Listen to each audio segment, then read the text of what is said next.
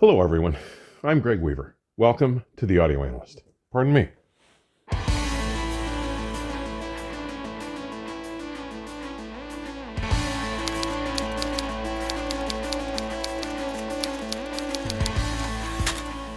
Now,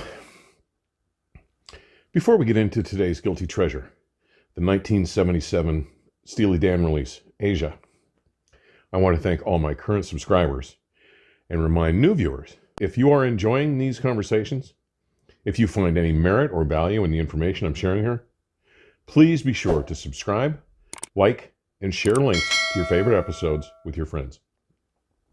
And please, leave your comments and questions. I really love hearing from you. Most of you will recognize the names Donald Fagen and Walter Becker as the founders and driving forces behind one of the most unique and successful music experiments of the 1970s. As a duo that really eschewed rock and roll, they really can't be regarded as a band, at least not in the traditional sense. Focusing on ironic humor and cryptic lyrics, they clearly were more influenced by jazz, traditional pop, blues, and rhythm and blues than rock and roll.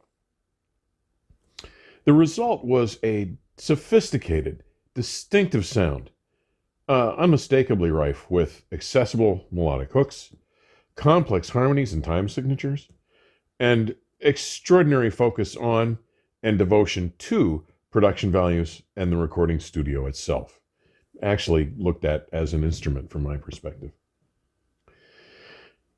The two met at Bard College in New York in 1967 and began playing in bands together almost immediately, playing in many groups, including one now that had been known consecutively as the Don Fagen Jazz Trio, the Bad Rock Group, which is what it was when this happened, and later even known as the Leather Canary. But that band featured future Saturday Night Live star and comedic actor Chevy Chase on the drums.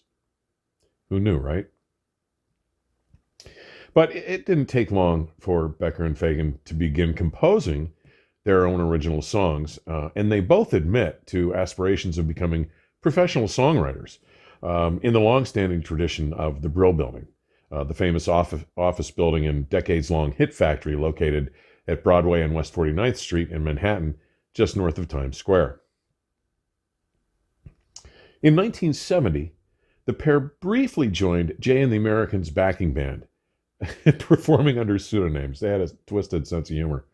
Becker chose Gustav Mahler, while Fagen used Tristan Fabiana. They lasted there until mid-1971, when they took the opportunity to record the soundtrack for the low-budget American film You Gotta Walk It Like You Talk It. Now, following that soundtrack, they mounted an unsuccessful attempt to start a band with Denny Diaz, who has described them as a single person with two brains. Then in August of 71, a young, then unknown singer chose to record their composition, I Mean to Shine, for her eponymous album, Barbara Joan Streisand. And it was shortly after that our duo met producer Gary Katz, who hired them as staff songwriters for ABC Dunhill in Los Angeles, where he had just become a staff producer. And it was with more than just a little reluctance that two New York area natives relocated to California, where Katz suggested that the two form a band as a way to record their own songs. So, after appropriating the name of the dildo in the 1959 scabrous experimental novel Naked Lunch by Beat forefather William S. Burroughs, Steely Dan was born. Now, right from that start, where most bands play together for years in garages and clubs around their hometown, Steely Dan never subscribed to that aesthetic.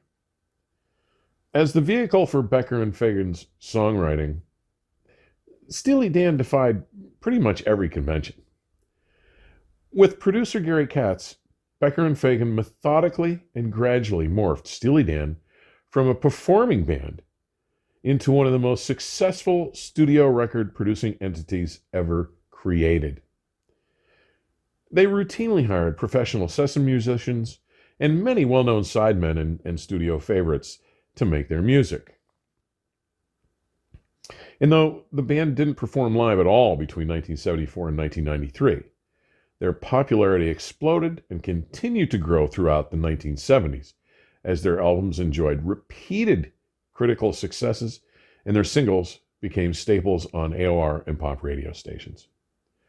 And even after disbanding in the early 1980s, their records retained a cult following, as proven by the massive success of their unlikely return to the stage in the early 1990s. And by the way, I saw both the 1993 and 1996 tours, and both tour shirts have been featured in earlier episodes on the channel here. So, 1972's Can't Buy a Thrill, their first LP, featured guitarist Denny Diaz and Jeff Skunk Baxter, drummer Jim Hoder, keyboardist, vocalist David Palmer, and featured two monster top 10 hit singles, Do It Again and Reelin' in the Years. Now, while it was a critical and commercial success, its supporting tour was a disaster, supposedly hampered by both an under-rehearsed band as well as unappreciative audiences. Countdown to Ecstasy followed in 1973, and while it was adored by the critics, it failed to generate a hit single, even though the band supported it with a fairly lengthy tour.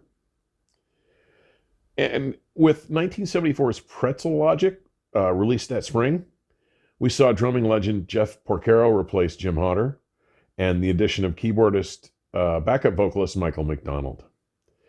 I mean, Pretzel Logic put them back in the top 10 on the strength of the single Ricky Don't Lose That Number. And it was the LP that introduced me to their work. But it was after completing that supporting tour that Becker and Fagan decided to retire from live performances, solidifying Steely Dan's reputation as a studio-based entity. Their next album, 1975's Katie Lied, again included Diaz and Porcaro, as well as guitarists Elliot Randall and Larry Carlton, saxophonist Phil Woods, bassist Wilton Felder, percussionist Victor Feldman, keyboardist Michael Omartian, and no surprise, it was another smash hit, as was the 1976 follow-up, The Royal Scam, which carried on in the vein of its predecessor and, to my biases, represent their two finest efforts to that point in their career. But today, I want to talk about their 1997 project. With Asia, whose tracks were recorded over more than a year in both LA and New York locations, their sound had evolved, becoming even more polished and jazzy. Here, they veered further from the pretext of rock and roll, careening toward a smoother, tighter, and more calculated mutation of various rock, pop, and jazz idioms. This is a remarkable accomplishment for 1977, the year which saw both the lightning force of punk and the carefree abandon of disco enjoying rising cultural dominion.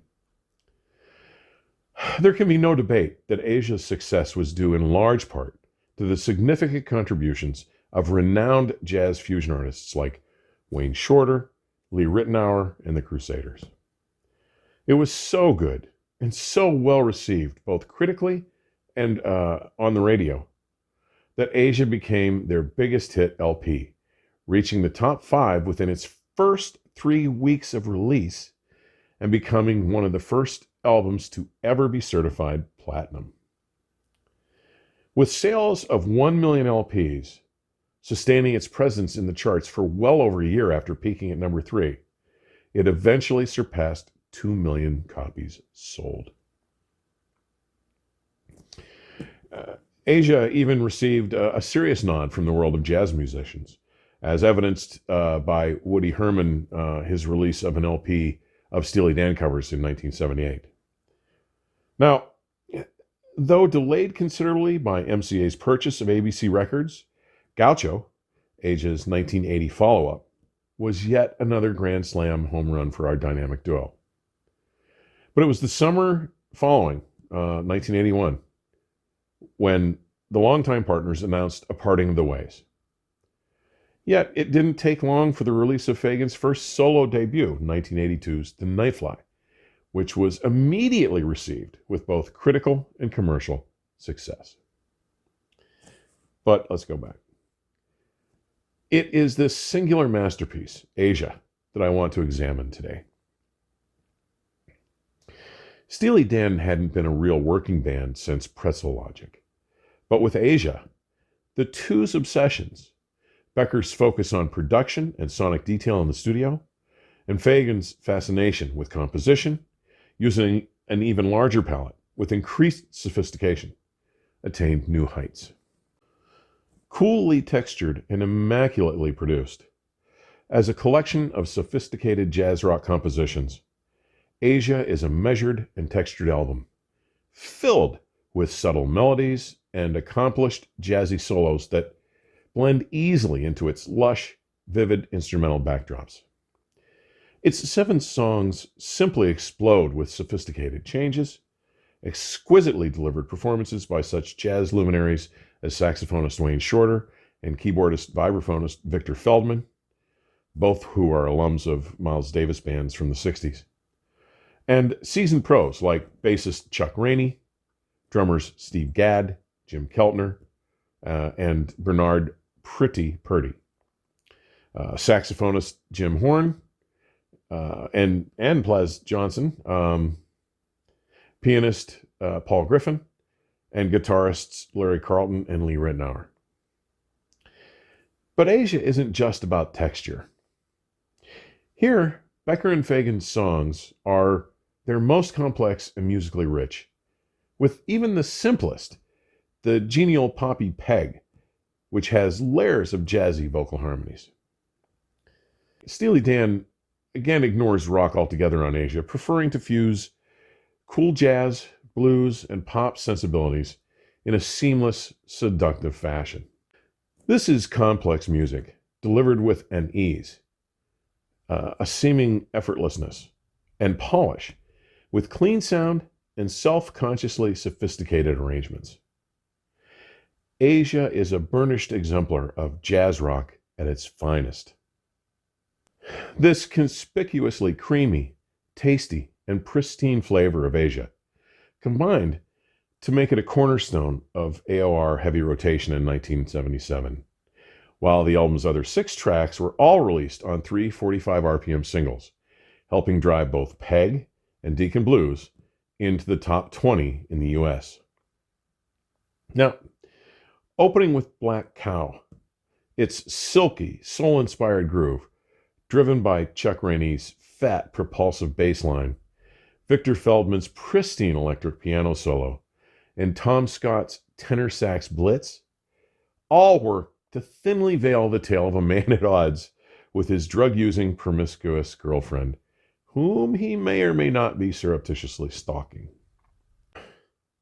Cut 2, Asia, the title track, serves up an abundance of pleasures and treats, almost effortlessly. Here, on the expansive, gear-shifting 8-minute title track, which is the longest track ever laid down by the band, it is at its most seductive and addictive. With its compact, eruptive tenor solo by Wayne Shorter, to Steve Gadd's dense and rousing drum excursion, the opening voicing for guitars, with clusters where the notes are so close together that Denny Diaz claimed he couldn't even stretch his hands and fingers far enough to get them all out at the same time. From the onset, its peaceful opening grabs and holds your attention, with a combination of faintly oriental instrumental flourishes and lyrical references, interwoven with an almost traditional jazzy fluidity. I personally see this cut as the pinnacle, the most perfect example of where Becker and Fagen were trying to go with their lofty and enviable music ambitions. It is the crowning star upon this singular masterpiece. Next, Demon Blues, the last cut on side 1, made it to number 19 on the Billboard Hot 100. Through their producer, Gary Katz, they reached out to Pete Christley, a member of Johnny Carson's Tonight Show band. He dropped by the studio after taping the Carson show one evening, and his second of two takes is what you hear on that track. Now, side 2 opens with Peg, and although there was some speculation that the name was an oblique reference to Broadway and one-time Hollywood starlet Peg Entwistle, Fagan has said that he just needed a dotted half note for that spot and that Peg was short enough to fit with the music. Here, Michael McDonald provides multi-tracked backup vocals in the choruses, and keyboardist Paul Griffin can be heard talking and improvising background vocals in the final chorus and fade-out, while Chuck Rainey's slapping bass provides its blistering foundation. And the song's guitar solo was attempted by 7 top studio guitarists, from the amazing Robin Ford to recurring guitarist Larry Carlton. But after working on the song for about 6 hours before the rest of the band approved, it was Jay Graydon's version that became the keeper. Side 2's second track, Home at Last, with its clear references to Homer's The Odyssey, also features backing vocals by Eagles member Timothy B. Schmidt. Now, the sentiment expressed here clearly seems to reflect a tinge of homesickness for New York as the two worked and prospered in the Los Angeles music scene. Larry Carlton brings a healthy helping of Chicago blues, and drummer Bernard Pretty Purdy features his Purdy halftime shuffle, once again communicating that powerful R&B feeling. I Got the News, side 2, track 3, made it to the B side of the single Josie. Now, with its shifty start-stop rhythms, suddenly erupting musical asides, and a pair of exceptional guitar soloists, Becker and Larry Carlton, I Got the News has an irresistible, non-stop energy. The magical part comes on the first bridge, with chorus vocals led by Michael McDonald, quickly followed by a crisp guitar lead that sounds like it was performed by Larry Carlton. I'm not sure, but it sounded like Larry. Now, this B-side to the Peg single was sorely overlooked, even more than Home at Last. Yet, guys, being considered the weakest track on Asia is really no weakness at all, as I Got the News puts so many rock albums' strongest tracks to shame. Now, closing this masterpiece is Josie, another standout with clear R&B influence. While most of the songs on the album fuse jazz with rock, Josie incorporates many jazz chords and shows an influence from the Delta blues, particularly in the starkly open fifths, the lyric-driven rhythm, and the use of exotic open chords. With Dean Park's Gibson guitar solo, pruned from apparently more than 6 hours of his takes, to Jim Keltner's garbage can lid percussion, it's tight, modal tunes with great hooks in the choruses, solid beats with intricate counter rhythms and brilliantly concise guitar solos, as well as complex horn arrangements, all combined to give its sly, irony, and danceable R&B groove that ever so slightly echoes disco, yet doesn't really fall victim to it. Becker plays a rare guitar solo here, while Chuck Rainey delivers his bass guitar funk groove. Victor Feldman on electric piano and Larry Carlton on guitar just sail on this cut, while Jim Keltner renders a drum fill that restarts the song near its end after a brief pause. So very tasty, guys. To this day, Asia remains a thing of musical beauty and a consummate act of creative sleight of hand. I'd argue that it is still among the most luxuriant and sumptuous sounding recordings ever committed to tape. It is as if the musicians here played past perfection, achieving a feeling of naturalness, of organic-ness, so compelling that they almost sound as if they are all just improvising together. It's a timeless masterpiece. As such, it has become one of my favorite recordings and has remained so for over 40 years now, and one that I have used regularly for evaluation. Now, I still have two of the original US 1977 ABC releases. Really nice.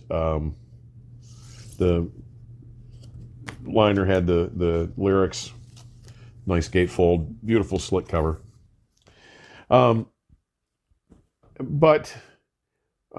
I also have the 1980 Mobile Fidelity LP, which is also a gatefold in really good condition, as well as the 1988 CD Mobile Fidelity reissue. Really nice as well. But guys, once I picked up the stunning 2007 Cisco Music Remaster reissue, I got number 687. All other copies I owned have departed my collection. This Cisco release has gotten quite pricey since it went out of print, but I've yet to hear a quieter, more detailed, textured, vibrant, or dynamic release. So if you can find one that you can afford, you won't get closer to the original recording sessions. Now, I've added a link to the 16-bit 44 kilohertz CD quality stream from Qobuz under the video in the comments section so that you can stream it. Now, finally, this will be my last video of the year. With the demands of my day job, from the magazines, the family, house, yard, and puppy, it's a real struggle to keep the pace, quality, and good content. So I will be taking a short sabbatical over the holidays, returning Sunday, January 3rd, 2021. As always, thank you for dropping by today and taking time to visit. Please remember to subscribe and to like and share your favorite episodes, as well as to post your comments and questions. You may support this channel using Patreon, Venmo, or PayPal, or even by securing display advertising at the Audio Analyst website. And links for all these options are provided in today's comment section. Guys, please stay safe in this most unusual of times and keep the music playing. Till next year, cheers.